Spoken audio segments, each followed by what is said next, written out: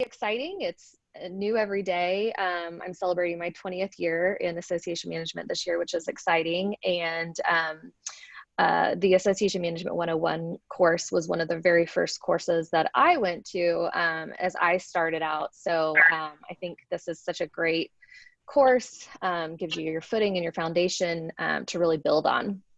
So I'm going to be talking about meetings and events, sort of the 101.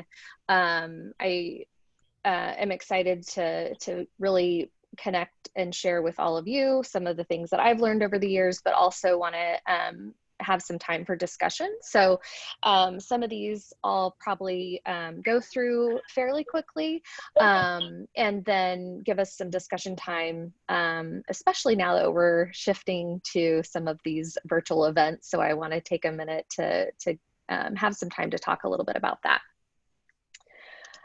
So I'll get started here and share my screen.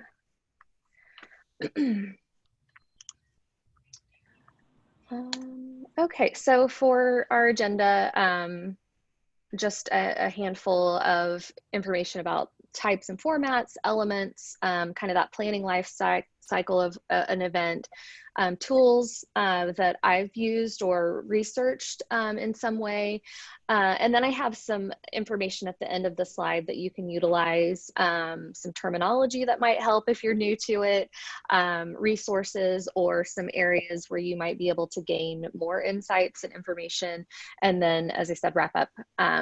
So I'd love for you all to be able to understand kind of a broad perspective of the planning life cycle for any event or meeting, and be able to increase your personal or professional success in this area. So really feeling confident and comfortable in what you're talking about, having some resources and tools, and then really talking about some ideas or suggestions that you might be able to take and implement.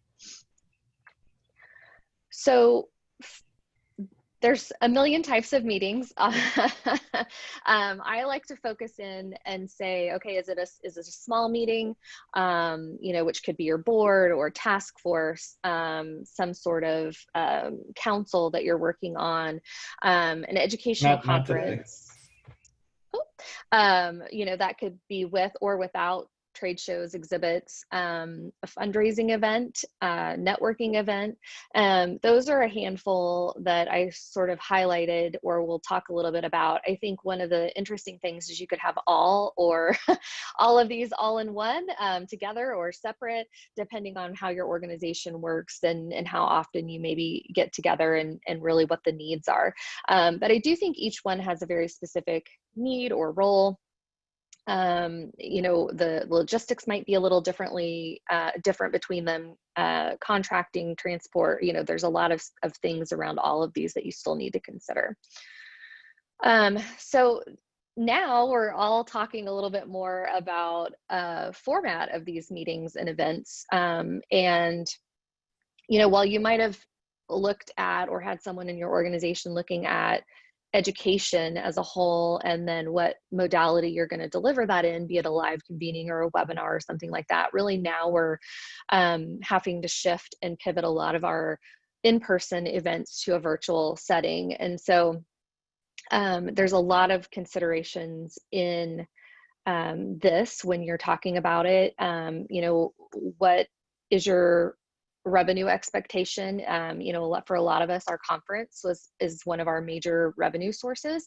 You know, are we going to have an exhibit component to this virtual meeting and be able to retain some of that revenue? Or, you know, so there's a lot of shifts. Are we converting our full in-person experience to this virtual platform, or really just want to provide that education out, which could be more of a push delivery? I think the experience is kind of where I start with. What do I want that experience to be? Is there a lot of collaboration, interaction, or something more like a webinar format where there's a presentation and a little bit of engagement with the audience, but the audience isn't really engaging with each other? It can span multiple days. It could be a few hours. So I think that there's a lot we're learning and a lot that we're developing along the way. It's kind of building the bike as you're riding it in a lot of respects to this conversion. But I do want to allow a little more time to talk about this and see how many of you maybe have had to do this shift or are talking about this and a little further in. So some of the elements that I feel are pretty strong and outlined within the meetings and events are really just your strategy and development. So that's the kind of the thinking stage of what you want this to look like. What do you want the experience to be? What is the goal and outcome that you're wanting from this?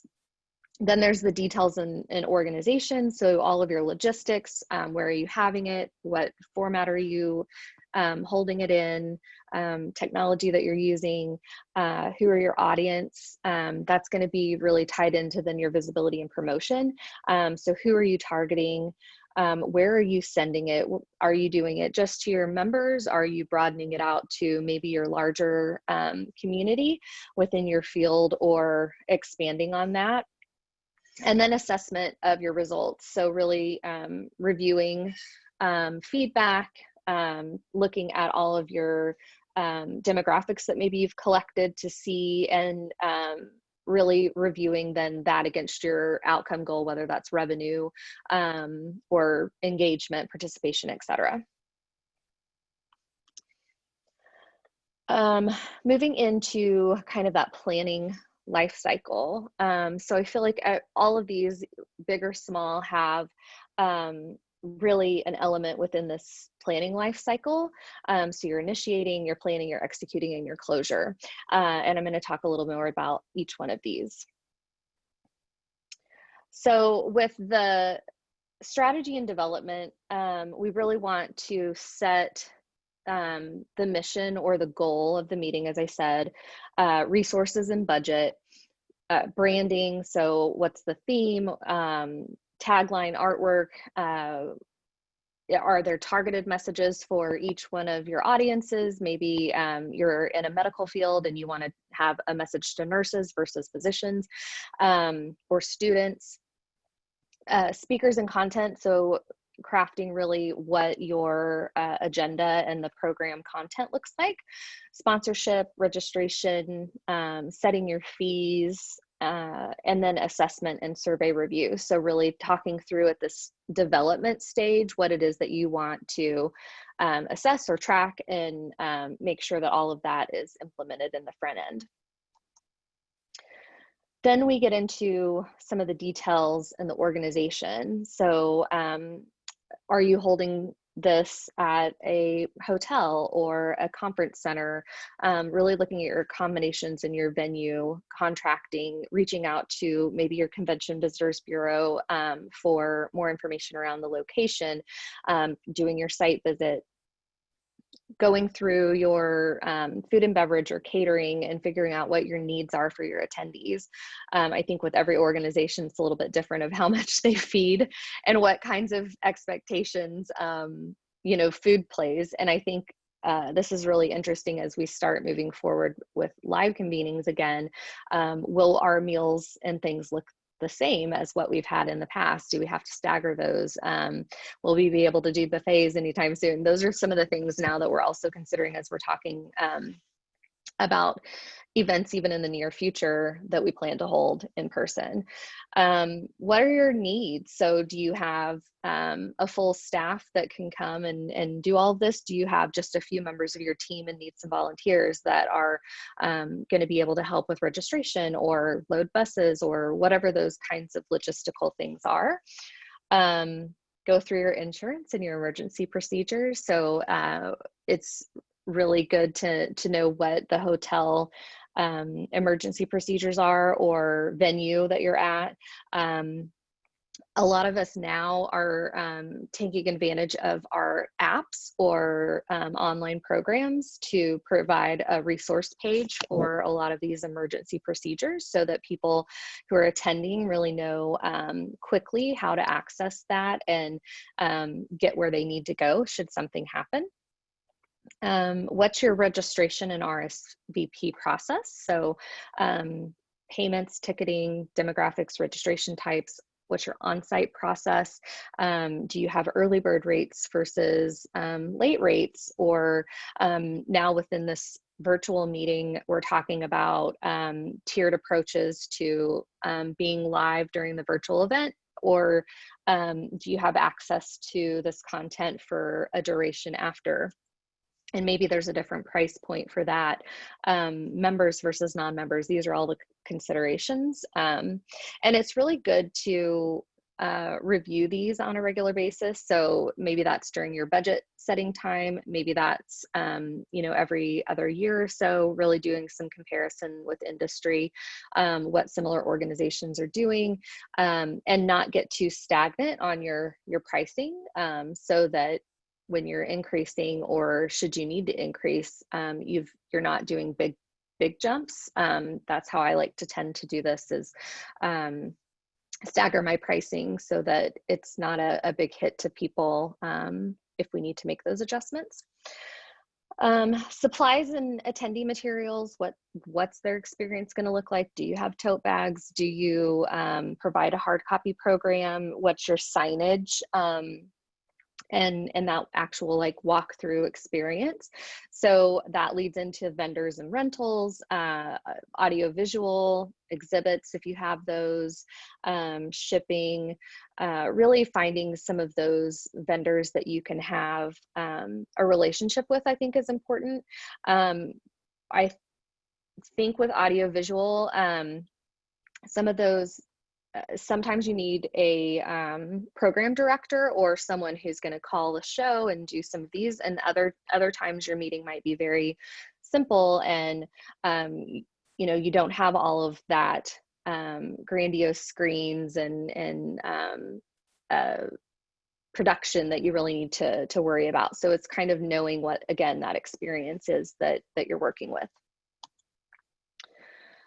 These are just a few of the project organizational tools that I've either looked into or work with as we're going through a planning cycle for any event that we're doing.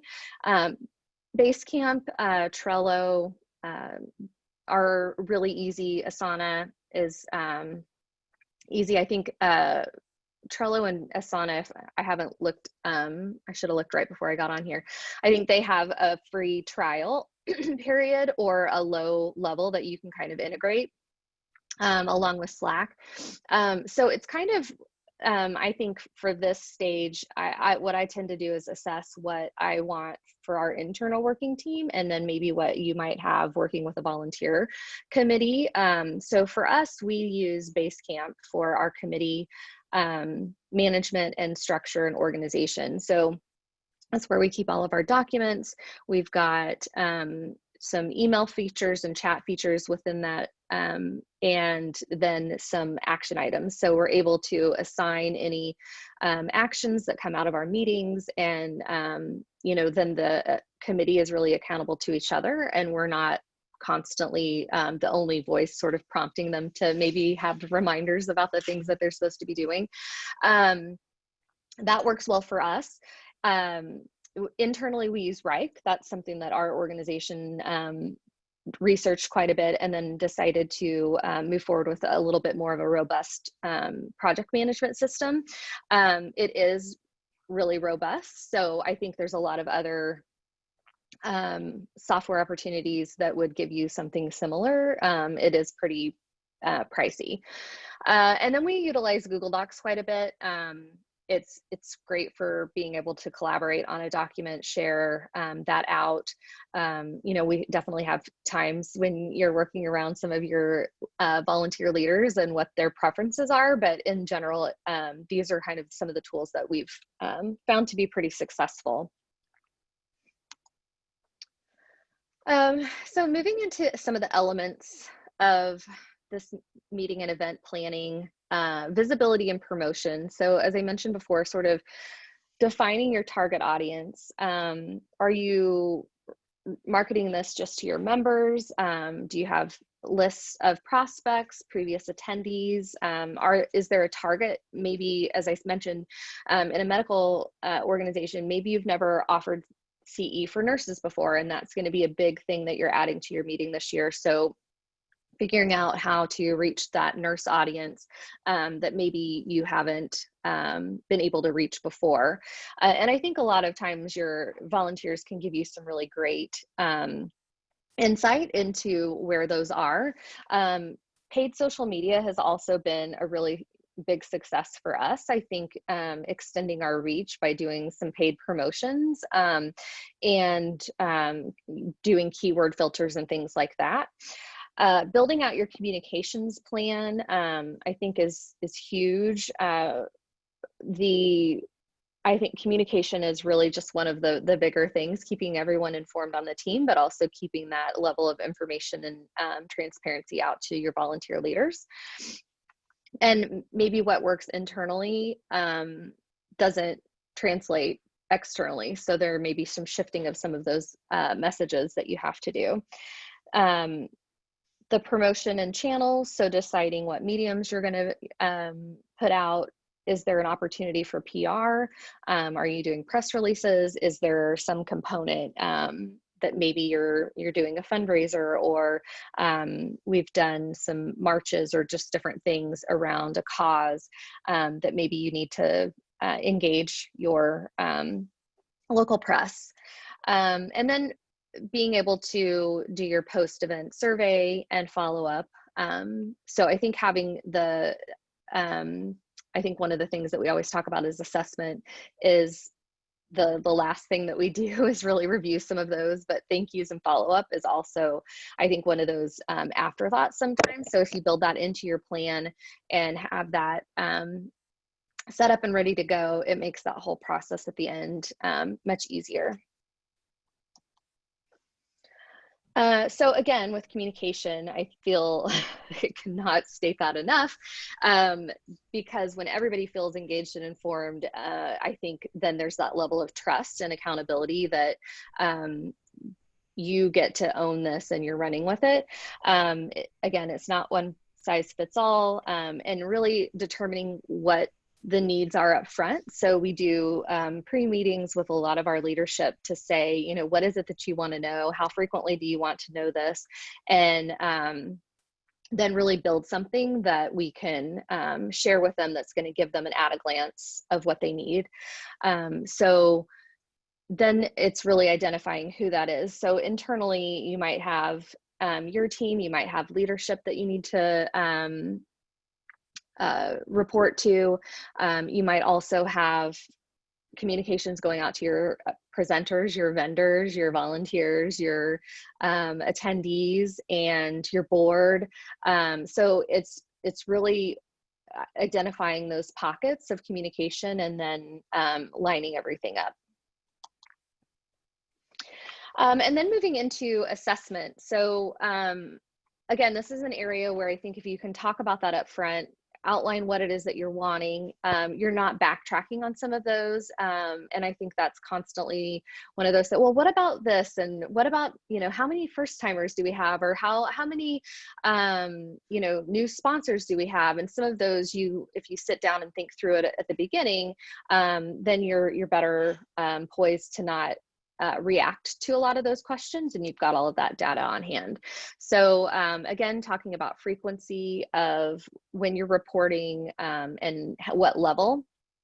Budget closeouts, that's really important. So are you tracking your budget along the way so that there's no surprises for you or the organization?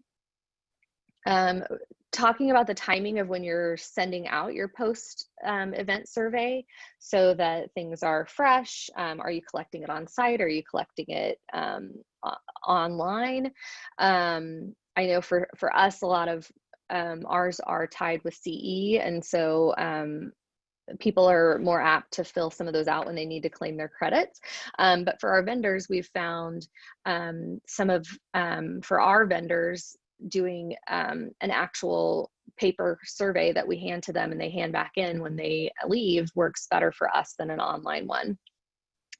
And then really defining what your ROI is. So, you know, is that purely revenue? Is that engagement? Is that new individuals participating and getting visibility to your organization, I think you could have different levels of ROI for different events. So maybe there's been assessments that you've done, and this event is purely, we put this on and expect no revenue from this, but we know that the content that we're providing or the experience and the engagement is really important to what the society is doing and delivering.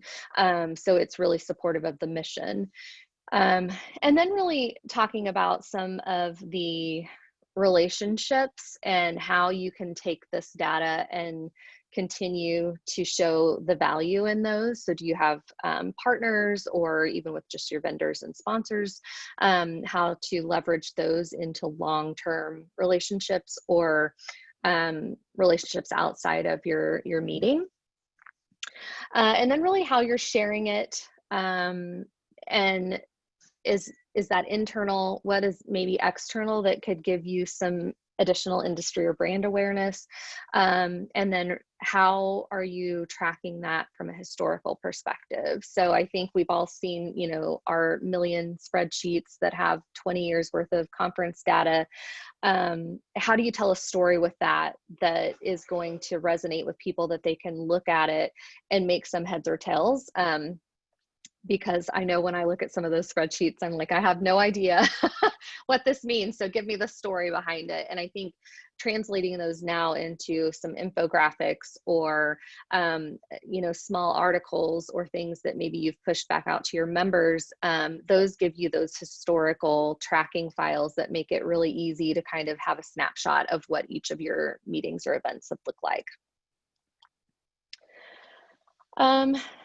So again, I think each one of those elements of the meeting ties in with the planning life cycle. So you see a lot of that overlap and flow in, you know, initiating that, where you're talking about your strategy and development, your planning time, so your organizational piece, your details, visibility, promotion, execution, when you're either on site or now, you know, delivering this content virtually day of, and then your closure of the project or the event, where you're assessing your results and delivering that to check against your ROI and your mission. So to wrap up my portion here, I really think that, again, communication is key. Plan to have a plan and then rework your plan, because things change all the time. But the more you have something in your sights, then it's easier to shift. I think you have to be open to that. Ask a lot of questions. So if it's something that's new, if it's something that's new to you, feel free to ask those questions so that you can really get the experience to be what it needs to be. And I think continue to change and evolve, and keep the value there for these events. So a lot of us, we see a period where our members come to maybe our conference for 5 or 6 years, and then they fall off. And so what is it that we need to be continually changing or adapting to keep their interest and keep that value there?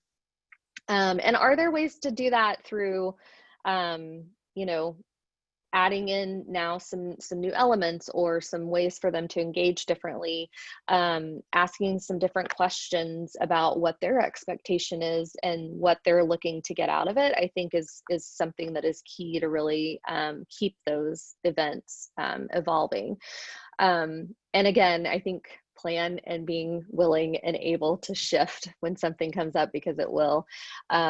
This year, we've seen a lot of that with the virtual shifting. 2 years ago, I had a conference that we were planning in Amsterdam, and 6 weeks out, the hotel came and said they weren't going to be ready. And so here we are going to Amsterdam 6 weeks out and finding a new venue. So there's things that are going to come up. And I think just feeling really comfortable in what your overall approach is, and then being able to shift is really important. So at the end of my presentation, which I think you guys all have slides, I do have some resources of organizations that I've found a lot of value connecting with individuals or resources, you know, that we're part of. KCSAE, ASAE, PCMA is really great organization and has a great chapter here in Kansas City. And then some terminology. So I think we all throw around a lot of adjectives, or sorry, abbreviations. And we do that with our associations too. So it feels a lot like alphabet soup. So your BEOs, your AV, your DMC, your CVB, what do those mean? So I've got a nice list of some of those here that hopefully if you're new to some of these, you might be able to go through and say, oh, that's what that means. So I think that's the basics of what I wanted to cover on from a content standpoint. And I'd love to maybe open it up and have some conversations around maybe any questions that people had, and or you know, what you're doing now in shifting or conversations you're having with your organizations. Yeah. Thank you, Monica. That was a great presentation. It looks like we did have one question come through, so I thought we could start there and then certainly open it up. It looks like we have an attendee that's going to be moving a small meeting in October to virtual. So she's looking for some tips and tools. It looks like it's a small meeting, but also an annual meeting, maybe with a few different components: networking, award presentation, and a board retreat. So do you have any tips for her on how to successfully convert that over to virtual? Yeah. So I think what I've done so I've now converted a handful, and we've done a different approach for just about each organization. So for one, we're spreading out the content, and one we did sort of the same live in-person experience and just sort of shifted it virtual. So for us, what we had to do was really talk about our audience. One is an international organization, so we needed to consider time zones of people who would be participating from all around the world, and we didn't want to limit the participation and the reach by having an 8 to 5 meeting or you know, something like that. And so for them, we're talking about staggering our content and opening with a keynote, maybe closing the next day with a keynote, having a couple that are presented at different times with moderators who will engage our audience, and then regrouping on that so they feel at least that they're participating with each other as much as we possibly can. So I think from what your audience needs, then that helps you kind of develop what your program looks like. So what we're finding, and what you probably already know within virtual platforms, is really 45 minutes, 50 minutes to hold a session. And so we're condensing some of our keynotes. Maybe we had 1.5-hour presentations. We're doing those a little differently for our virtual meeting and condensing our day. So we're looking at more like a 4-hour day with some breaks in between and some time built in to go to our virtual exhibit hall. So it's definitely going to look a little different from the timing. And for some of ours that offer CE, those hours that we're taking away, we're talking about then offering maybe another packaged webinar later or something to kind of give them some of that additional CE. But we're spreading content across 3 days in a shorter period of time. And then what we did is took our break or our board retreat out. So typically we'd have like our board retreat and then 3 days of meetings and a pre-conference and a post-conference. And so the board retreat, we've decided to do that separately. So we're meeting, one did it the week before, one's doing it like 2 weeks after, for a 3-hour block. And there's some online tools now for like facilitation. So if you do a little more of that strategy work in maybe your board retreat, they have like, you can do the post-it notes and then sort the post-it notes in some of those virtual settings. Otherwise, we do Zoom meetings or go to webinar, go to meeting for those, and that's worked pretty well for us. And then I think it's choosing your platform. So once you've kind of outlined what your audience is looking for or what kinds of things that you need to do, then I've been looking at what is the experience that we need to have. And so is that a lot of attendee engagement and interaction. So then that tells me, okay, we want to do something more like this, like a Zoom meeting or something where people can see each other, they can talk to each other, we can engage everyone versus just the speaker sort of talking to the audience. And so we're doing a little bit of a combination of that. And we've got some that are going to go live and be presented live, some that we've pre-recorded that so like for our concurrence, we're having those pre-recorded and then people can pick and go to their concurrence, and then they come back to a live virtual keynote presentation, if you will. And then we are taping all of our content and providing that back for a period of time, or sort of repurposing it to continue to kind of monetize that content. Hopefully that helps a little bit. And I was just going to piggyback on that, and we're doing the same thing. And I have found, honestly, the biggest pain point has been figuring out the AV side of it. Like Monica said, there are these virtual marketing companies that'll handle everything for you from A to Z, but they're really expensive. And our annual meeting for just 500 attendees to kind of incorporate everything that we have was anywhere from $30,000 to $100,000, which was super expensive. So we're kind of going a back end way. We're doing a lot of it ourselves. And by that, I mean, we upgraded to Zoom Webinar, which is different than the Zoom Meetings platform we're using for this. There's some additional features with Zoom Webinar that will work for us. For networking, we're basically, instead of trying to do, you know, a happy hour with 500 people, we're offering those as sponsorships instead. And then we'll give the sponsors, you know, the platform, whether it be Zoom or GoToMeetings or whatever, but they will have the opportunity to invite whomever they choose. So that gives them a chance to maybe take place of the supplier meetings or something like that that they were holding on site at our annual meeting, and kind of keeping it to a condensed number. We are also doing awards, and what we're going to do as part of our virtual session is go ahead and order the awards, have it shipped to all the participants, and then we will pre-record kind of a 60 to 90 second, you know, handover of the award, if you will, from our awards chair to the recipient. The recipient will give, you know, 30, 45 second thank you, and we plan to play those kind of sprinkled throughout our technical week. So that way they don't have to wait until the very next year to receive the recognition, and we can still, you know, move forward with that. And then the other big piece that we had to think through is our business meeting, you know, in person. That's where everybody approves the slate of officers and that sort of thing. We're lucky that our bylaws go ahead and allow for electronic votes. So we'll go ahead and get that done ahead of time. So that's something that we don't necessarily have to worry about bringing into the virtual piece. But ours is set up for the week of August 24th. So we are still kind of getting our toes in the water and feet wet, so to speak, and working through all of this. But we are also pre-recording sessions. We think that will definitely help, especially from a back-end AV perspective, and kind of setting them up. And some cool things you can do from the transition from one to the other is maybe offer a sponsorship opportunity, a little commercial, if you will, or, you know, something like that to kind of help it flow. And I'm sure that there's a lot of things that we haven't thought of yet that we'll continue to integrate, but that's kind of where we are now.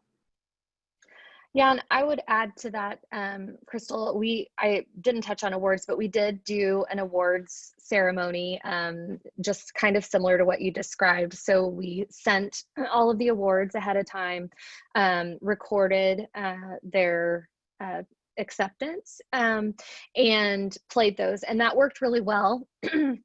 we did the passing of the gavel, and so the two presidents, you know, practiced handing the gavel across, and you know, they get a little medal that they do, and they did a really good job. And I think because they cared and they wanted to make it feel like an experience, the attendees loved it. So having whatever platform it is that you're using, being able to have that chat and engagement, that's what we found. Everybody was, you know, doing their congratulations and thanking them and, you know, commending them on their service or whatever. So it really felt like people were connected. And we, I'm sorry, we had about 100 people stay for our business meeting, which is like really high for them, especially when we're not giving them food. So it was really something exciting to see how many people stayed for that business portion. We did our election notification and that transition of leadership. So yeah, I think you can make it work. I think if you just think through a little bit of how to make it engaging or encourage them to have some fun with it, it really makes that experience better. We also had a designated sort of MC that we did for the meeting, which I think made a lot of it flow really well. So we had one person do some pre-recorded intros and thank yous to open and wrap our sessions, which really just sort of closed it and made it feel like that live experience. Some of the slides that we had up were images of like walking into a conference room. So it felt like you were entering your session. So I think there's little things like that. If you think about, you know, we had waiting music, stuff like that will really enhance the experience. And you can get really technical and need those AV producers to kind of do some of that, or you can add some of that into a simple platform that maybe you have to do on your own. But yeah, it's all just sort of learning and building on what you've done there. Sorry, I was just reading some of the questions. It looks like somebody had some questions on the online facilitation tools. One of the ones that we've been using is called MapMe.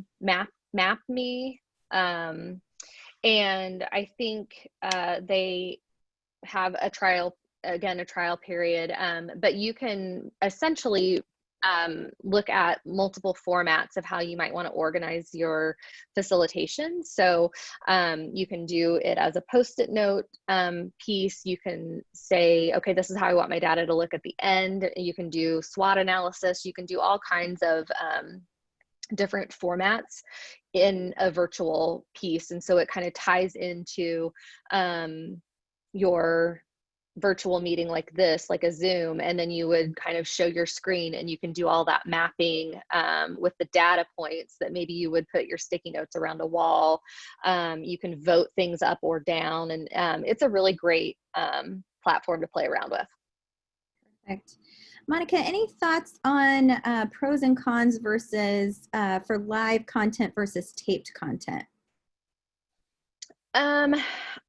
So how we did this, because I was really torn on what a taped pre-recorded session was going to feel like in sitting and watching it. But the way it worked was we did some pre-recorded things and then we would have a live Q&A for it. So sometimes what we were finding is that a lot of the presenters who maybe felt super comfortable doing a presentation in a live experience were really not comfortable doing it in a virtual setting.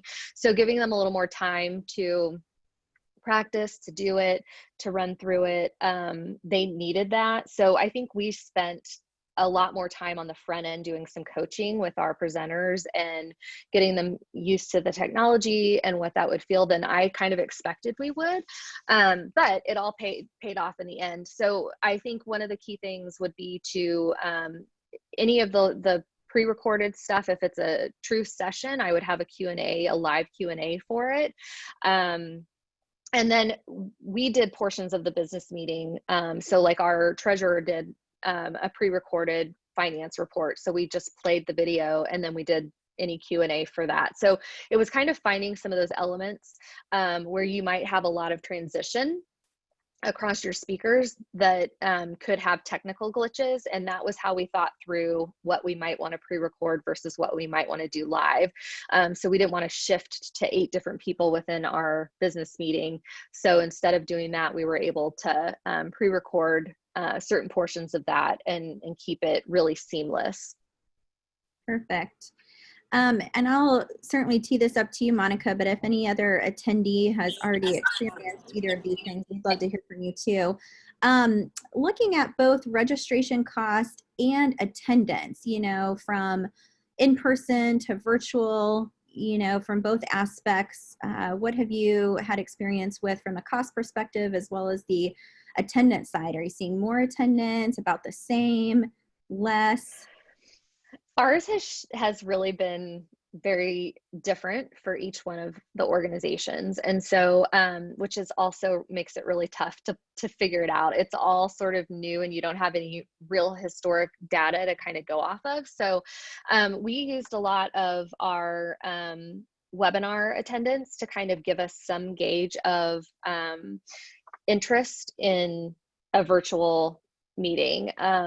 We did a lot of conversations with our leadership and committee chairs just to get a pulse on their perspective. So hopefully that would translate to what our attendees would want and need. We saw an uptick in non-members participating, which was really interesting. And but our attendance was definitely for one of them was about half of what we usually see in a live convening.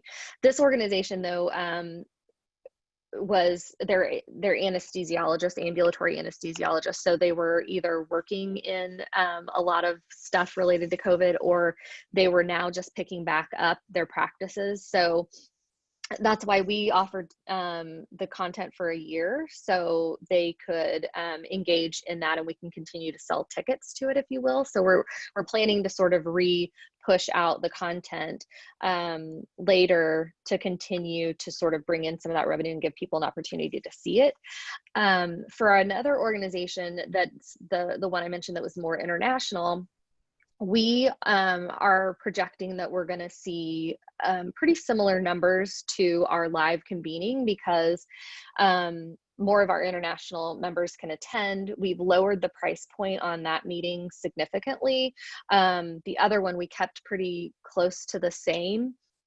So I think it's in determining the value and what your attendees will pay for. So we were able to show with the first meeting that all the content was there, the value is still there, they got the engagement. And so we kept the price point there to show that. The other one, knowing that we're working with a lot of our audience coming from Europe, they do not have an appetite for a price point that would be similar to a live convening for a virtual. So we've lowered that significantly to help hopefully increase our attendance across people who maybe wouldn't even be able to come because it would be not affordable. No, that definitely makes sense. And I don't know if this would be helpful to anyone. We're actually launching our registration for our technical week this week, so I don't have a gauge yet on the attendance side. But pricing, we have a task force who's working on this particular group, and we did a significant amount of research before we tried to determine pricing. And everything I was finding through ASAE and talking with other, executive directors is that, everybody was really encouraging to keep the same pricing for 3 reasons. One, you debatably make it easier for attendees to attend. 2, there's no additional travel costs involved like there would be for an in-person meeting. And 3, you don't want a perceived decrease in value if you're offering the same sort of content and that sort of thing for the live event. But for us, when I presented all of that to our task force, they sort of felt like they understood that, but at the same time, we are offering significantly less from a networking perspective because we're switching those over to sponsorship. So you could be an attendee who doesn't ever technically get invited, to any of the sponsor networking opportunities. So in that case, your registration price is just covering education content. And so we ended up going with a 60% of our in-person pricing for our model for our virtual event. And I would agree 100% with that, Crystal. That's exactly some of the processes that we went through. And then we did some modeling off similar organizations. But it is really tough to say, you know, while we don't want to devalue the content and the mechanism is just a little different, we know in an attendee's mind, I mean, I would kind of go that way too. We said, okay, so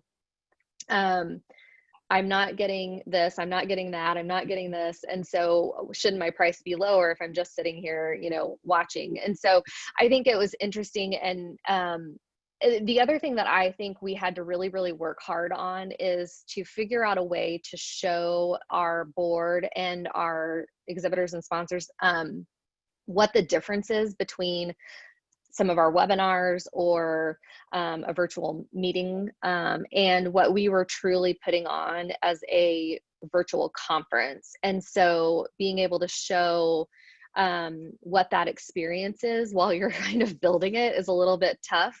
But if there's any way that you can kind of mock up a screenshot of how that interaction would work, or be able to show them, I think that's where we saw the value in them jumping on board and then realizing that it's definitely different than just popping on Zoom and having a meeting together. Anybody else been experiencing these sort of things, have already shifted to a virtual meeting, and any pain points or lessons learned you'd like to share?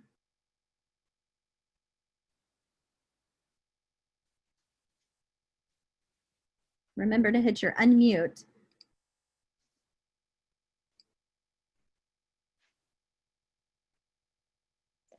Jumping on what Crystal said with the attendance registration, we also readjusted all of our sponsors and exhibits packages, and had some one-off conversations with a few of our partners that we were really close with to get a sense of, can they shift their exhibit to a virtual setting, so that we knew what direction we wanted to go with that convening. And it also helped us pick our platform and do some of those things.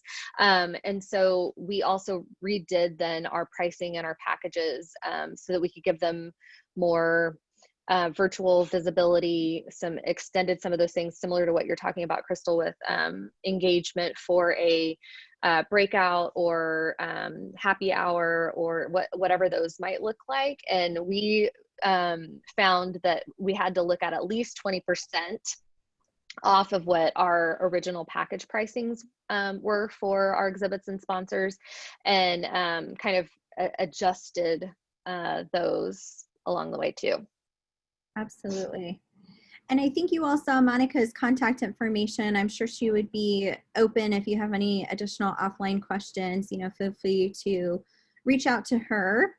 So if there are no other questions for Monica, I would like us to move right into our next presentation, which is communications and social media.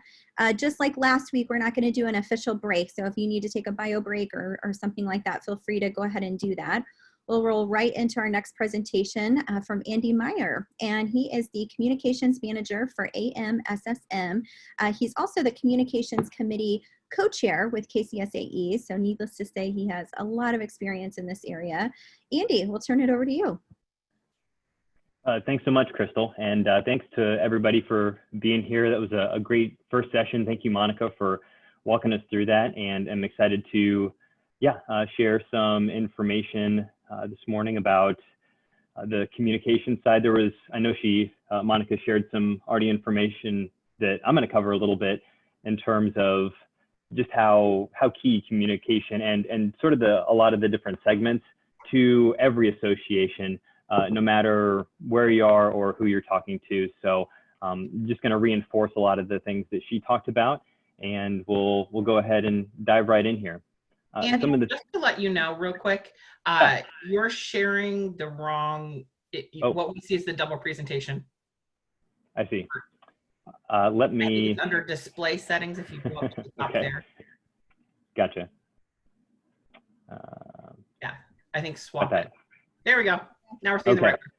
Yeah, I've been working off a single monitor at home, so I don't normally have this. And we just came back into the office a couple of weeks ago, so I'm still getting used to the setup back in here. So, but yeah, here's what we're going to be diving into. We're just going to look at the fundamentals of marketing and just the sort of the baseline and the ways that you can sort of represent that, as well as the most common marketing mediums and how we connect with our members, look at some different marketing solutions to 3 common problems or factors that a lot of associations are dealing with. And I actually, in the packet that you all received, I have mixed it up and added some different ones in there to hopefully keep it fresh and keep everybody on their toes too, as well as some current events, and especially from the last month and last 3 months, there have been a lot of considerations, I mean, across the board for everybody, of course, but specifically how we are communicating to our members and delivering value to them, and then opening it up for questions. Just to dive right in, from the American Marketing Association, their definition, which I think they had back in 2017, and they refresh on a regular basis to make sure this is up to date and current, is the activity, set of institutions and processes for creating, communicating, delivering, and exchanging offerings that have value for customers, clients, partners, and society at large. There's a couple of different, and without going into it too much, there's a lot of different, those terms can be used interchangeably in terms of communications and marketing, public relations as it fits within that. And those are each distinct things, but they're all a function of marketing, and a lot, depending on the size of your association, those might be fall on the same person and all be, pretty kept in the same place, or might be split up, and those responsibilities are divided depending on the size of your group. And that is really important to sort of make those things clear and be able to determine who's the right person, and to be going through that process and releasing that information to your membership. The sort of the fundamentals, knowing your audience, of course, who are your members, and what do they need to know about their place in the marketplace, in their field, and how can you best target and reach them. Identifying your most important communication channels, just to be able to, so people can find you and you can deliver that message. Providing members with a call to action, regardless of whatever you're reaching out to them, what are you asking them to do, or ways to get involved, as well as measuring your progress. We'll tackle each one of these in depth as we go along. When it comes to knowing your audience, your communications should have a distinct voice to relay information to your membership. So for instance, at AMSSM, we are the American Medical Society for Sports Medicine.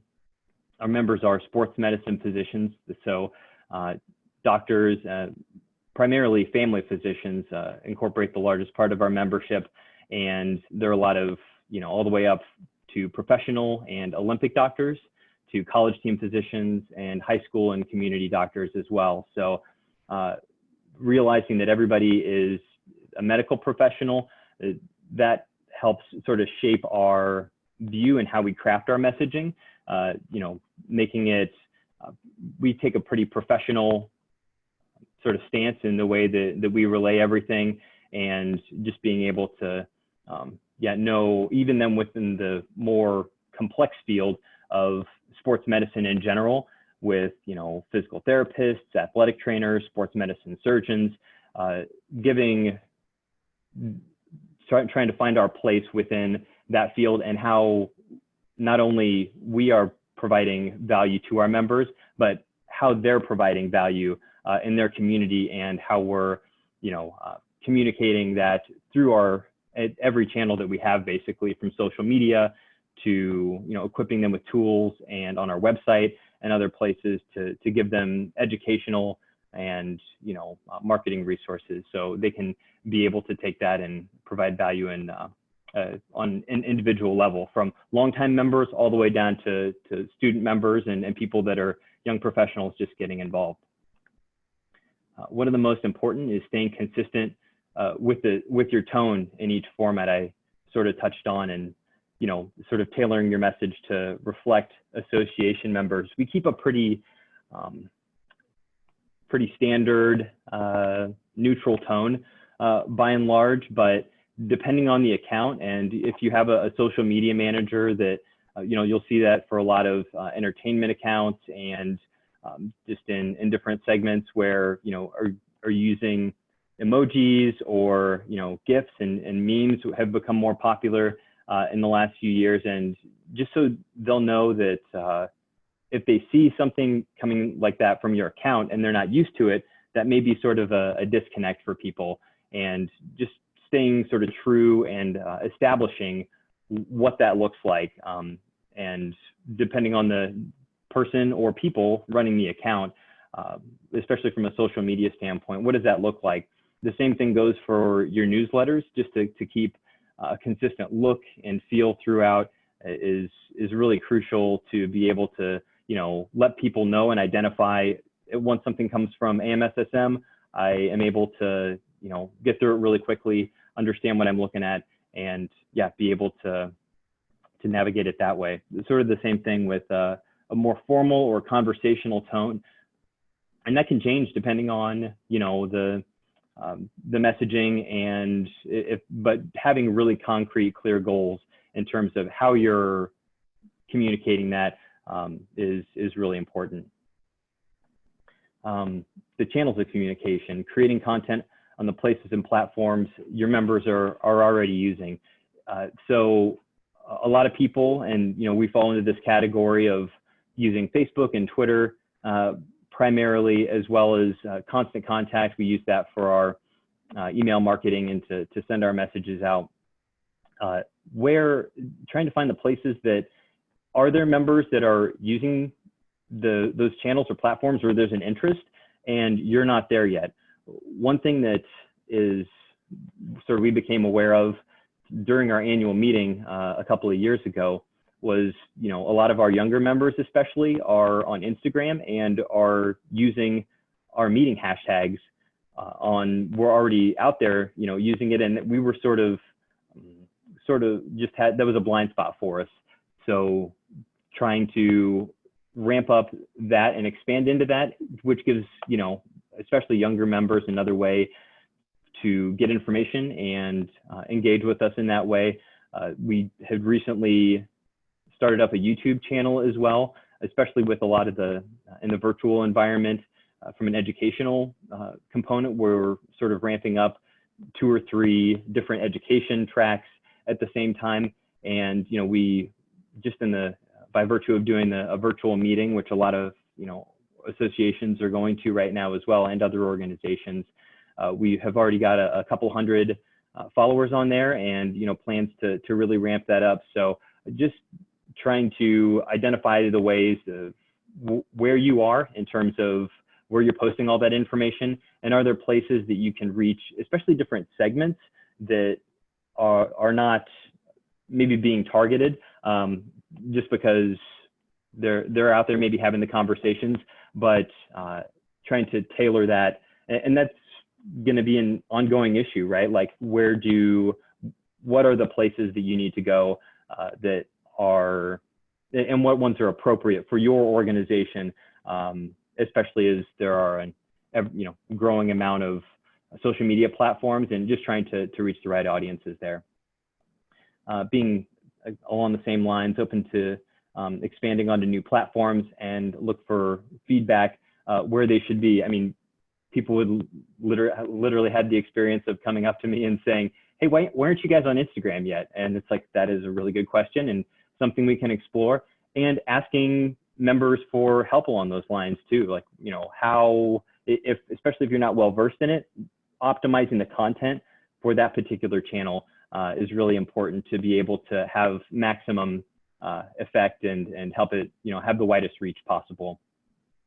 And also solidifying your existing channels before adding another one to your existing structure, just to have a plan in place so that, you're posting something and as part of your overall content strategy to make sure that it's not just there's an account sitting out there and that is not getting use or that people don't know about, and that it's just sort of sat there without any new information or ways that people can find information on there. That's a really important part to make sure that there's an ongoing amount of ways that people can access content and are seeing regular updates.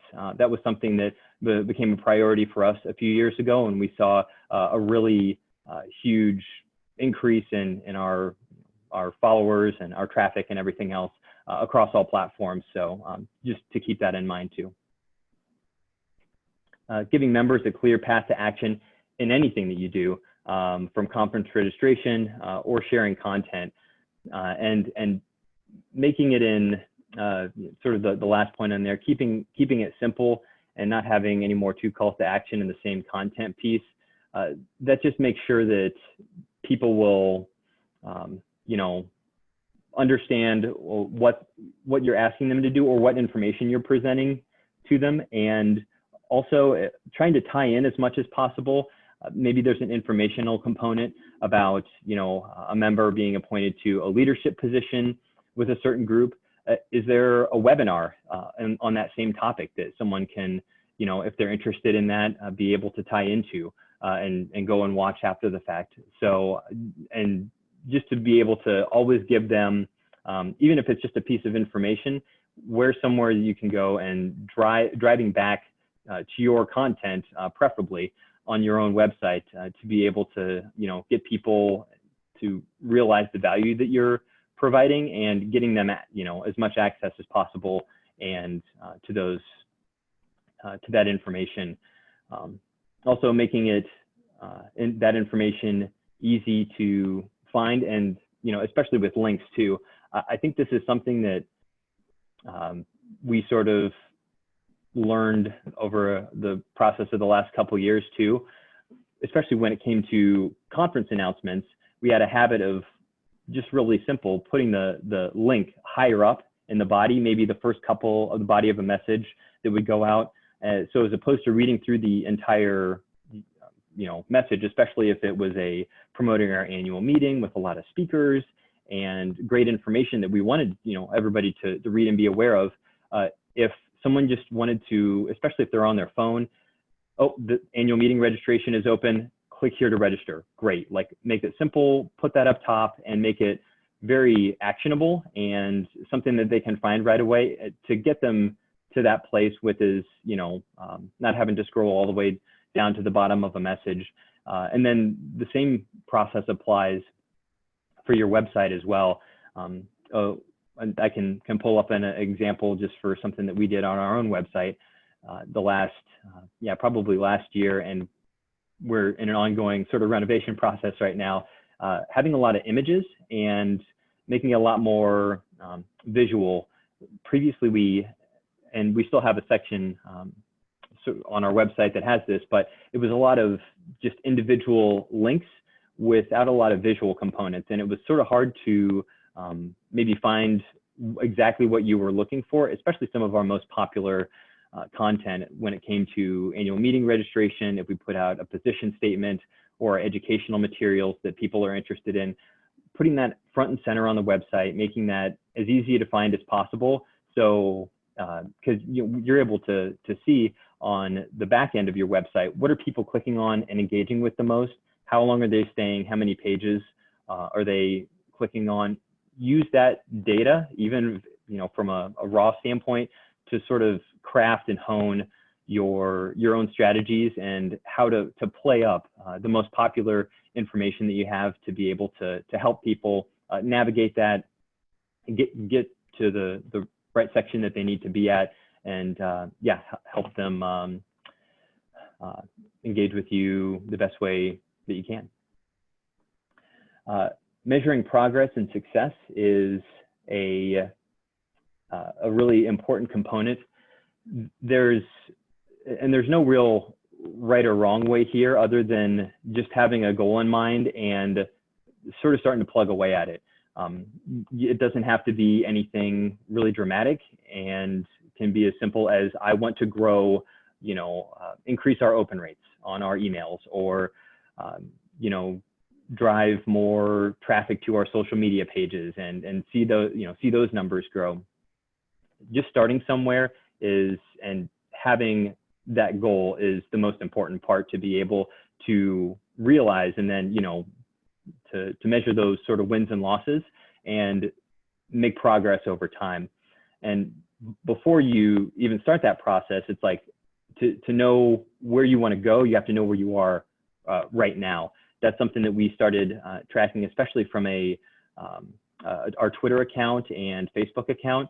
There's a lot of analytics on the back side of that can be really useful, and you can track where your clicks came from and how many you got.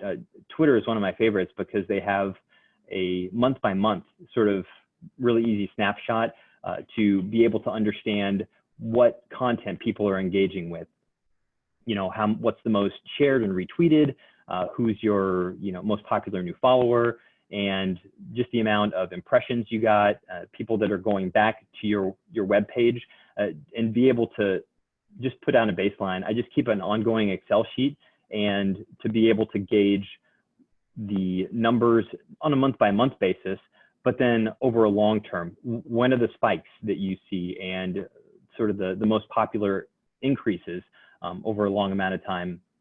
For us, it's during the annual meeting, and that's when a lot of people are, coming to us. But then, especially later in the year, when new fellows are matching and getting into our organization, and there's just regular times throughout the year that are more popular. And how can you sort of fine tune your content to be able to reach those specific membership segments or the overall membership at the right time? And then finding metrics, what you're looking for to accomplish, and what they can tell you.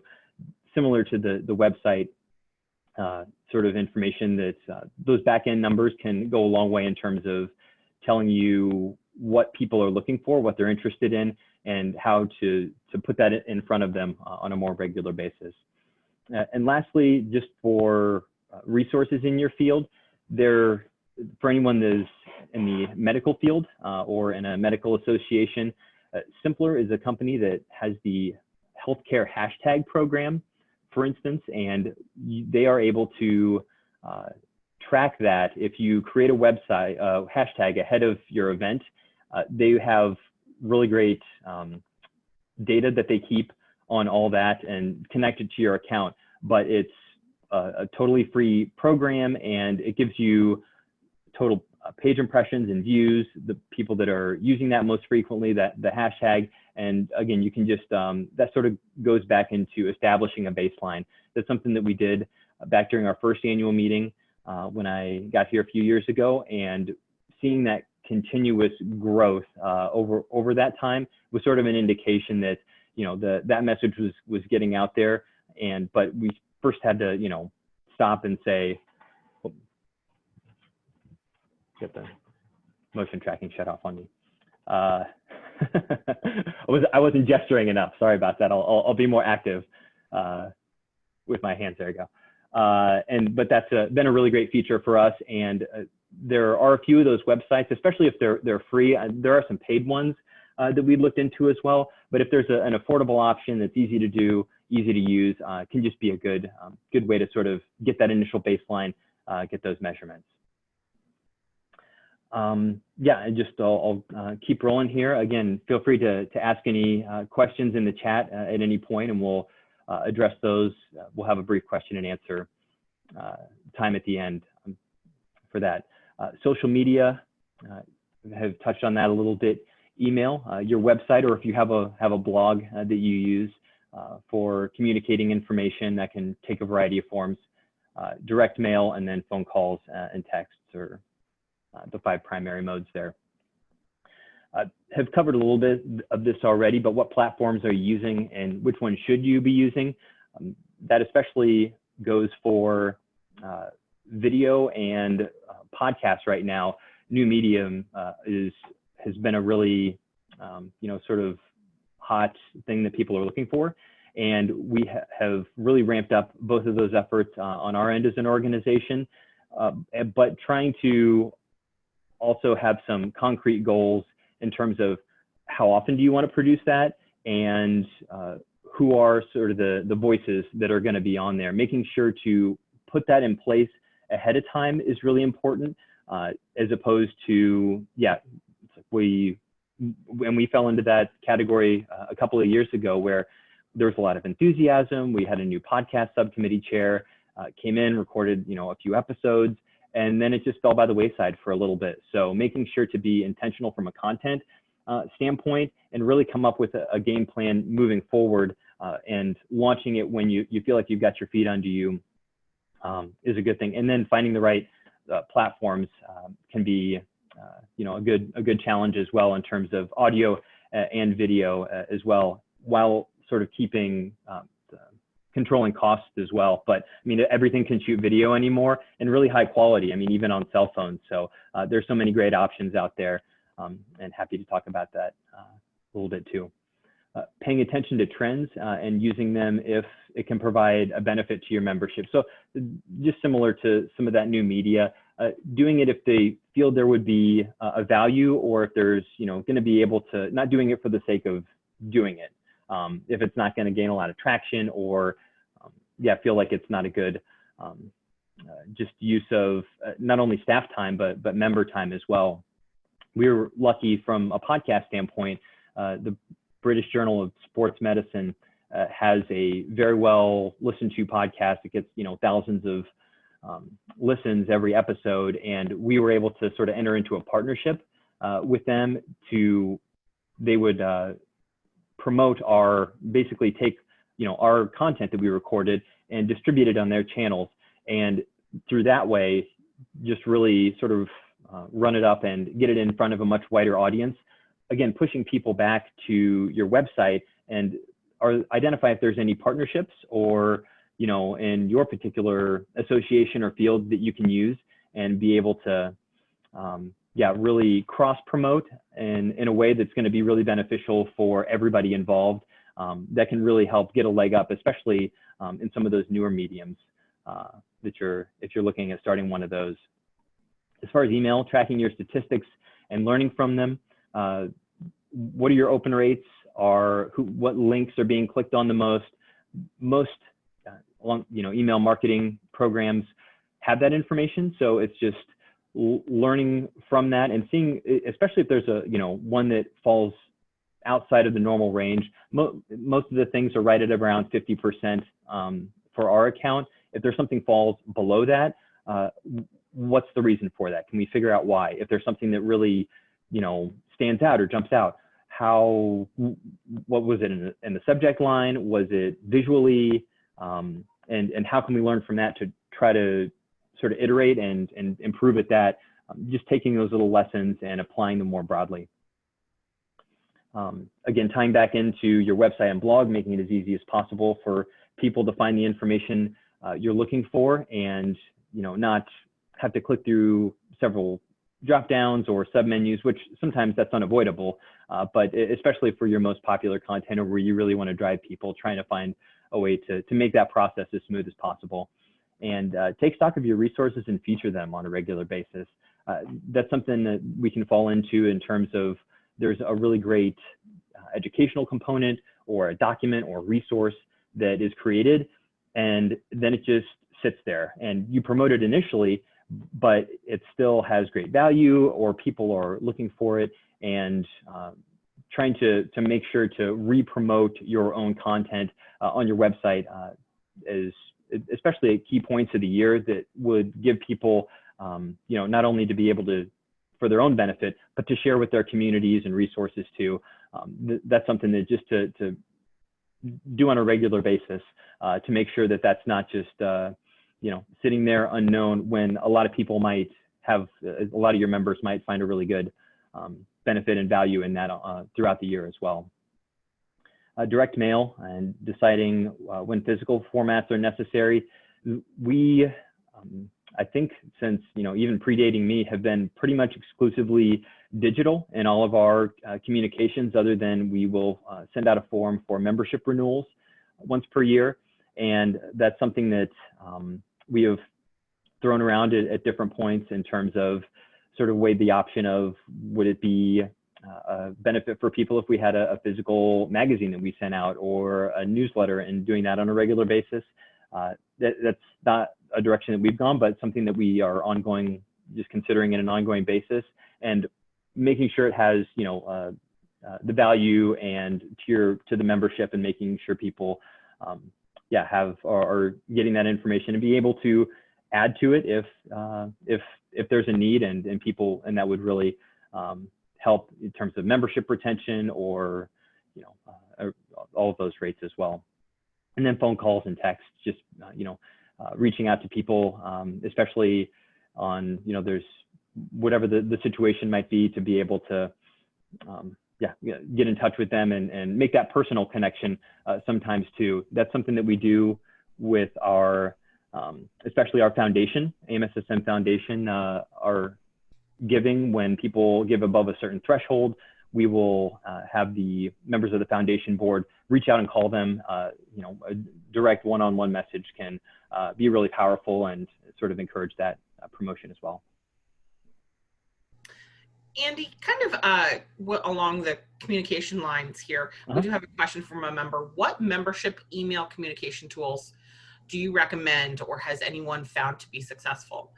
Particularly, they're looking to refresh their contact database from national to be able to recall and remove those who've been requested to not be contacted. Yeah, and that's a challenge, and something that actually we have got going on right now. So we've used Constant Contact exclusively the last few years, and I know we had a good sit down a few months ago at one of the KCSAE roundtables, I think, and sort of shared some different people sharing information about that. Some people will have different accounts for different membership segments because unsubscribes, I mean, it can be a real issue, especially if you opt out of one, you opt out of all. And if somebody is, for instance, they don't want to get surveys from us, or are not interested in, certain types of information, but all they want is annual meeting, every April when that comes up. That's something that we are going through on basically pulling those reports. And I think a lot of those have that functionality, and where you can have that list. And then it's just down to sending individual emails or to that group and say, hey, just so you know, like, you've opted out here, we'd love to be able to have you join back in, and so you can get our messages throughout the year as well. A lot of times people will have done that, we're finding 2 or 3 years ago, just because they were getting a lot on a regular basis, and they're like, oh, I didn't realize I wasn't getting anything from you guys, that and so please resubscribe me. But it does take that goes back to just sort of the personal connection, and being able to make sure that people know that they're out of the loop in terms of that, which is it has been a project for us really the last month, especially as we've had a little bit more time post meeting to be able to dive into that. But I would love to hear other people's thoughts or your strategies along those lines, because that's definitely something that we have to tackle on an ongoing basis. With ARMA International, our email platform is connected to our database. So we use your membership as our association management platform, and then as part of that is Informs is a part of that. So ours is the same way. When you unsubscribe from our Informs, you don't get anything from us after that. You don't get your renewal notifications. You don't get announcements about conference. So that is definitely a struggle that we have as well. And Andy, I like that idea of going out to those that have unsubscribed and making it a kind of a personal plea there. Monica did say she's had experience using MailChimp And they also have messages from their AMS, which is member clips. So, yeah. Okay, that's good to know. Thank you for sharing some of that. Yeah. And this is just a few tips and tricks and things that you may find helpful for your own particular circumstance. Making messages as visual as possible. We try to have, certainly on social media, all the research and studies tell you to post, make sure that you have an image there, because it just is a lot more attractive, and the click rates are much higher when you have one of those. A lot of times, if you're sharing someone else's content, like through a hospital, or one of our members being featured by whatever Cleveland Clinic or Mayo Clinic or somewhere, they will automatically, it'll pull an image in there. But if it's not, consider even going back in there and manually putting one in to just give it a little bit more attention and drive. And that applies to any of your own specific graphics as well. Thinking ahead of time to, if you have an announcement or a promotion, always having something visual for people to latch onto, and that ties back into that call for action as well. It's just going to give a visual to help drive content and help people see it more.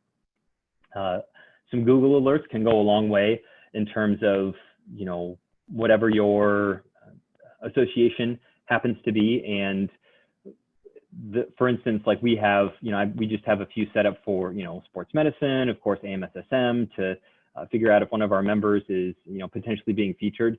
But then what are the things that are potentially newsworthy for your organization? For us recently, it's been early sports specialization, and a lot of cardiac issues as well. Those are things that regular pop up in the news as far as EKG screening.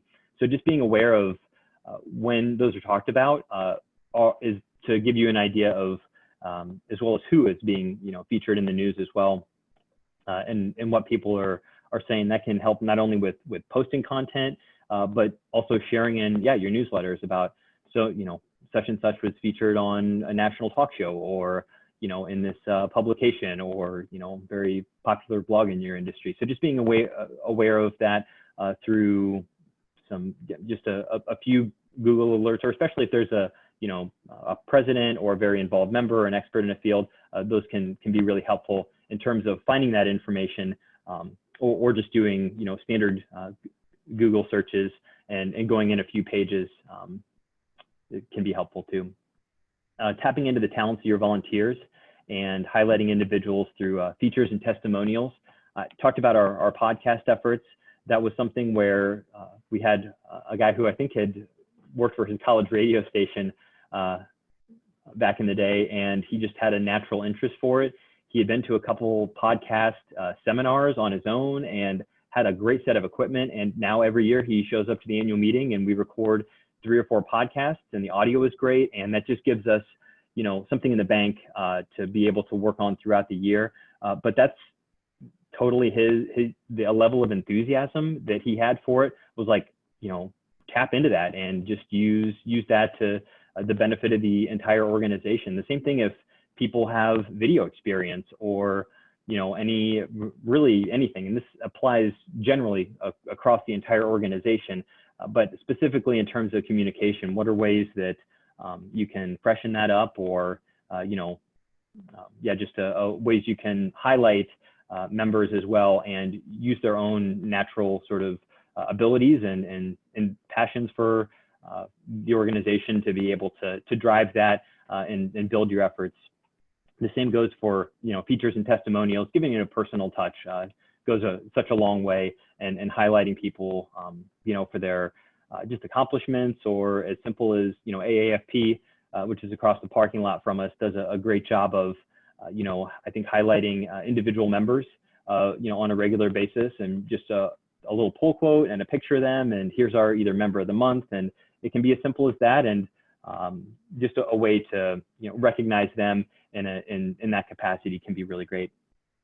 Taking the pulse of your membership through either surveys. Ours always takes place after the annual meeting, and that's where we get a lot of our information about sort of how they're what they view the main benefits of AMSSM, how they use our communications channels, and how they could see it improve. So, and then comparing that year to year, again, goes back to the baseline sort of issue. If something went up or down, what was the issue there, and how can we, sort of move the needle in a positive direction? And then connecting and learning from others within not only KCSAE, but ASAE as well. For any ASAE members, Collaborate site is fantastic, and there's so many great resources there. And it being searchable, I've gone back through and found so many other similar questions from other people who were in the same boat as me, and being able to find answers and resources and maybe some advice on that. I know that have sat in on a couple of just calls here. Jim Griffith, our executive director, has been on the CEO roundtable calls, and that group is just is fascinating to listen to in terms of just sharing ideas and what everybody's dealing with right now. What are you doing? Maybe how can that help us with our strategies, and just playing off each other and being able to use sort of the collective resources that we all have as just each other to hopefully help in whatever situation we're dealing with. And I'm happy to again connect with anyone and answer any of those questions along those lines. But that's one of the best resources is people who are in the association world, and being able to use each other as resources and help what we're going through. Some of the most common challenges in terms of reaching members can just see on there in terms of information overload, cutting through the clutter. That's something that we've been really intentional with our emails. I mean, we were probably, there for a while, especially leading up to the annual meeting, having 4 or 5 a week, and we were seeing decent unsubscribe rates, because it's like, that's people saying that's too much. So toning that back a little bit, and then, if our weekly digest is on a Thursday, we want something else on Monday or Tuesday, and probably not unless it's really essential or a special situation, trying to limit the frequency of that, just because, if people are part of, in our instance, a couple other medical associations that they're a part of, trying not to overwhelm and, really have our information come through and get through to people in the clearest way possible, and not totally off the email list. Communicating the member benefits effectively, ties back into what have you created, what's out there, how can you let people know about it. Customizing your member segments to reach, whether it's longtime emeritus members or, college team physicians, down to residents and students, and trying to really tailor and fine tune those messaging. Engaging young professionals, getting new members involved in it, as well as producing video consistently. Those are some of the biggest challenges. So at this point, I think we are, I'm going to stop the share and see if I can go ahead and break people into Zoom rooms at this point. So bear with me to hopefully can get this set up. All right. Andy, is there going to be a time limit? Do you want to tell them about anything like that? Yeah, I think maybe just 5 minutes, and just sort of a prompt if everybody wants to, and this will be a randomly selected, either I think 4 or 5 people per room. Are you handling that, Heather? Yes. Mm-hmm. Very good. So yeah, just, and we'll have 3 of these, just maybe take 5 minutes to discuss maybe some ideas or your own personal experiences within your group about planning for an upcoming conference and wanting to gain more traction on social media. What are some strategies, things that either your organization has done or you can sort of to explore before and during the event to increase engagement? So, and yeah, maybe just take 3 or 4 minutes. I think we're at 10:34 right now. That should be enough time to be able to just have some good conversation within your groups, and you'll get a notification as soon as you're coming back into the main group here. Yeah. Yep. Okay.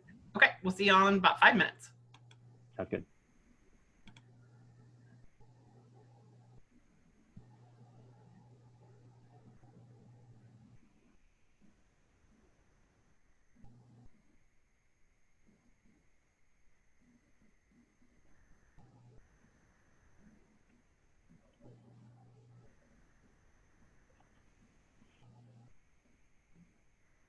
That's working great. Thanks for doing that, Heather. Yeah. You did that last week too, is that right? Yes. Yeah. Okay. So it's got to be the host that starts it. That just makes it easier that way. Mm-hmm. Yeah. Everybody can still see their chat though.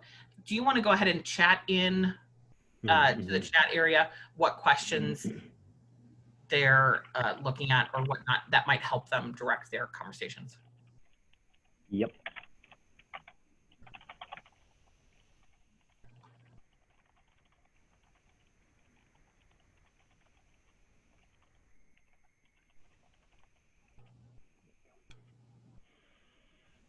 Yeah, I couldn't see the chat or couldn't figure, didn't want to mess with any of the settings while I had the full screen. So thank you for having bring that question on there.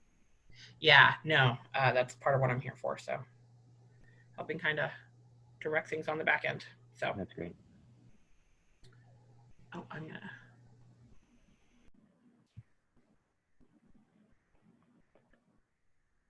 Welcome back. We've got a couple of the rooms that are closing up and people coming back. So we'll give it a few more seconds. A couple of rooms are still talking. Lots of good conversations, hopefully. Yeah, hopefully lots of good tips being shared. So that's good. Yeah.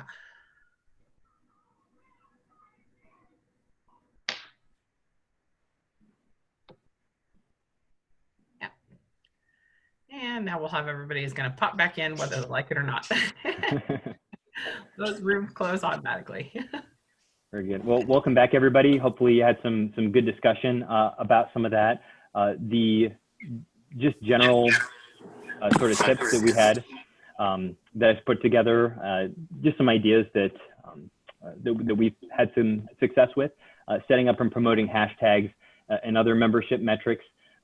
Just for, and that goes for any conference or event, or even, all the way down to something like a marketing initiative or something that you want to do to, or a certain month that you want to promote, just to be able to give yourself something to measure and be able to have something tangible that you can, track throughout, exploring new media possibilities before and during, leading up to it. Creating the last couple of years, we have created, videos with our incoming president and the program chair on YouTube for them to be able to talk about the conference, what they're excited about.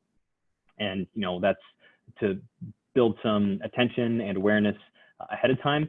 And then during, being able to really take advantage of everybody, members, well, in past years, everybody being in the same location.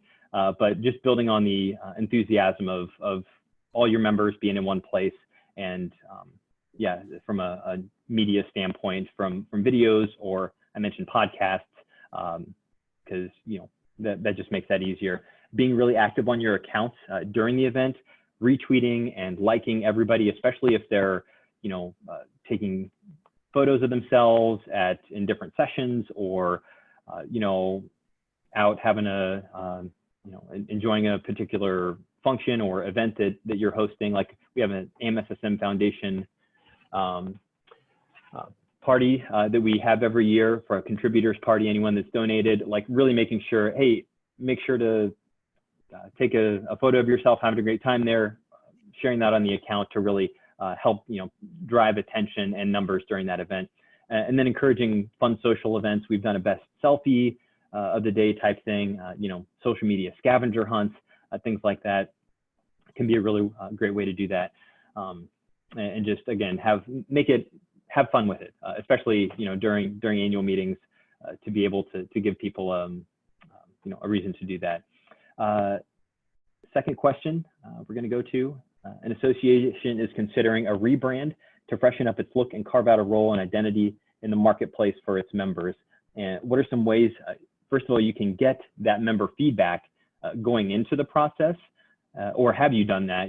Anyone that's gone through that, and then creating awareness after the launch as well. So I think just having another quick breakout room, maybe just 3 or 4 minutes this time, to make sure we're staying on track. Okay. If we could do that, and Andy's going to put the question into the chat. I'll type that in right now, Here, and so type that in. And then when we come back, Deb, we'll get to your question on what is a social media scavenger hunt. Okay. You may or may not be with the same people you were last time, so enjoy the conversation. Okay. We'll see you on the other side. All right. Welcome back, everybody. Thanks for breaking out and coming back. It looks like we should have most everybody. All of the rooms are closed, so everybody should be back by now. So Andy, take it away. Yeah, and just to address Deb's question about a social media scavenger hunt, that can be, I've seen associations and different groups do that, where you have like sort of a fun, you drop some clues, maybe take a picture of something, and it's like, can you find this, or this is like in our exhibit hall, like, what is this? And then maybe give a prize to, or something little to somebody who, the first person to find it, or retweet something. So just as a way to encourage people to, especially if you're spread out over maybe in a, we've been in hotels with 2 or 3 levels, to drive people to, such and such committee meeting or this event. And as a way to increase engagement and sort of make it fun for people to check out all aspects of it. There's a lot of different, we haven't personally done that. We've done the selfie thing a couple of times, and that's a fun one, but there's a lot of different ways from a social media standpoint to sort of make that entertaining and let people have fun trying to engage in different ways. So those are a couple of strategies that you can have. The last question, I think that was going to go to, real quick here. And I should say just a couple of the other ideas in terms of hope that was a good chat for that particular question. But surveying the members, this is something that actually we went through about 1.5 years ago with a branding and marketing campaign. Surveying the members and understanding all the member segments and their priorities, and seeing what has changed even since the last time you've done that. What's shifted. What do people find important, and then especially getting that feedback to see what people are enthusiastic about as a way to sort of get buy-in ahead of time is really crucial, especially if you're going to be launching something like a new tagline or a new logo. You want people to be your members to be enthusiastic about it and to be able to be on board with it. Creating tangible value and benefits through that process. Again, that's just falling back on our own experience. We created a member marketing toolkit, which is something that they can personalize in their own individual communities. So as part of this, not only did we have a new logo, a tagline, we created a video sort of establishing ourselves. Again, I earlier mentioned the sports medicine marketplace, but something that they can take home as well, a member seal that they can, post in their office or put on their logo, on their flyers or other marketing materials, to be able to identify themselves and as one of our members. Implementing coordinated launch on all platforms. That just goes for making sure the message is getting out there through all your channels as much as you can. That's absolutely crucial. And then encouraging members to take part and get involved through hashtags if they're using social media, or a lot of times if they just asking people or your leaders to shoot a short video of themselves talking about why they love being a member of AMSSM, and sort of packaging those to be part of an overall launch strategy can be really effective. And then continuously promoting throughout the year. Don't let it just sit there. Make sure people know about it. Drive them back to that as well. The last question, and I'll post this, we'll do one more quick Zoom breakout room here. An association is trying to attract and engage more young professionals. How can you promote the benefits, or how have you, of your organization to this group and help them connect with one another? I'll again type that message in the chat and just have some discussion around that, and we will see you guys back here after just a few minutes.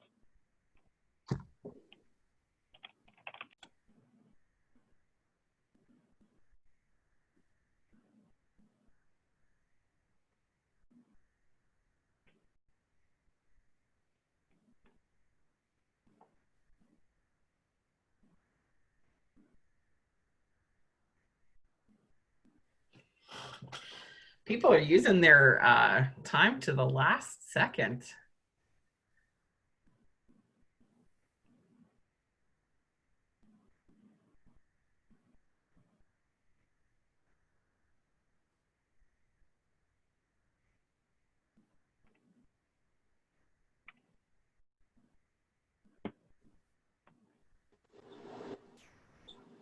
All right. Everybody is coming back in. Let's give it just a second. There we go. All right. All right. Yeah, hopefully that, again, that was some more good discussion. And we've got, here's just a couple ideas. You all may have addressed on a couple of those things, but conducting a social media survey, especially of younger members or younger professionals, to see where their priorities are and where they're getting the value of their membership out of your group. Creating targeted content, forums, and events. We've created in the last couple of years Facebook groups for our resident and student members to be able to give them a forum specifically to talk about some of those issues. If anybody is familiar with the Collaborate platform on ASAE, we just launched that earlier this year as well, sort of our own version of that, and we again created specific groups for each one of those groups to just have a hub and a place to talk to one another and share resources and ideas and sort of reach that group specifically, as well as and if I didn't touch on this before, gearing the messages from mobile platforms. That's something that if you're using a program that has the ability to see if it's on a computer or on a phone where your open rates are, it goes the mobile rates go up every single year, and people are accessing more and more on their phones. So making sure to tailor it to that way. Considering perks or advantages, we give students at our annual meeting a discount on registration to encourage them to be there, as well as different some scholarships or additional financial benefits, basically, to be able to have them go to a meeting, especially when there are potential financial restrictions from attending a physical event, as well as mentoring programs. That's something that we actually have just pushed out and really expanded from an annual meeting registration or annual meeting mentoring program to a year-round one to help people connect with someone who's been in the field a little bit longer and really have forge a personal connection and be able to, hopefully get more involved and feel more comfortable and a part of the organization. Just to have a one-on-one connection can go a long, long way. Just a couple other, touch points that we wanted to address in terms of current events and stuff, especially in the last couple of months, that pretty much everybody's been dealing with from a communication standpoint, is trying to adapt to the virtual environment. Monica did a great job talking through some of that earlier on, and then just offering additional online member benefits. Our virtual meeting went from, I think we pulled it together in like 6 weeks. We did not charge anything for it. There was no CME involved, but we were able to convene everybody and get everybody together for committee meetings, special interest groups, and have as well as the incoming and outgoing presidential talks and some other sort of highlights, specifically members talking about their experiences treating COVID patients and a lot of really good talks. Crisis leadership was another one on there. So just a way to adapt and sort of have to do that really quickly and turn that around to be able to allow your members, especially in this current environment, to be able to connect with one another and maintain that, especially in the absence of a physical meeting. Sharing relevant resources with your membership in terms of COVID-19 considerations. A lot of medical societies and groups have been compiling those, just making those available on your website and making the members aware of where they can find all that in one place. And then especially in terms of the inclusion and diversity messages that a lot of groups and organizations have been putting out, making sure that reflects your leadership and organizational values as it applies to your particular circumstance, and let people know how you stand on that and how that applies to your specific organization. So and all of it is there has to be a quick turnaround on some of that stuff too. In terms of the longer organizational goals from a communication standpoint, that ship can turn pretty slowly sometimes, or it'll be a work in progress. But having the flexibility and the availability to, sort of pivot or have to adapt to a circumstance, that's one of the fun challenges of, being able, from a communication standpoint, to be able to come up with ideas and turn that around is something that is a good challenge, and something that we can all learn from going forward as you navigate 2020 and everything it throws at us. So and I think that was everything. In the interest of time, I just want to say thank you again for everybody for being here this morning, and feel free to reach out with any other questions. Happy to brainstorm ideas and continue these conversations going forward. And thanks for being here today, everybody. Thanks so much, Andy. And if you don't mind, go ahead and just put in the chat your email address. And if anyone has any offline questions for Andy, feel